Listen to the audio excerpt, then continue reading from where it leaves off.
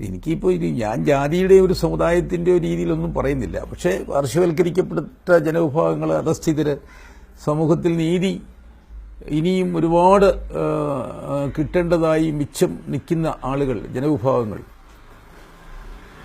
പൊതുവെ കേരളീയ സമൂഹം അവരുടെയൊക്കെ പ്രശ്നങ്ങൾ ഗവൺമെന്റ് ശ്രദ്ധയിലും കേന്ദ്ര ഗവൺമെന്റ് ശ്രദ്ധയിലും പ്രാദേശിക ഗവൺമെന്റുകളുടെ ശ്രദ്ധയിലും ഒക്കെ കൊണ്ടുവരുന്നതിൽ തേജസ് നല്ല താല്പര്യം കാണിക്കുന്നുണ്ട്. അവർക്ക് ന്യായമായിട്ട് കിട്ടേണ്ട ഒരവകാശം നിഷേധിക്കപ്പെടുന്നു എന്ന് കാണുന്നതിൽ അതിന് ചുമതലപ്പെട്ടവർക്ക് സ്വാഭാവികമായിട്ടും പ്രതിഷേധം ഉണ്ടാകാം. എന്താണ് അതിനുള്ള കാരണം എന്ന്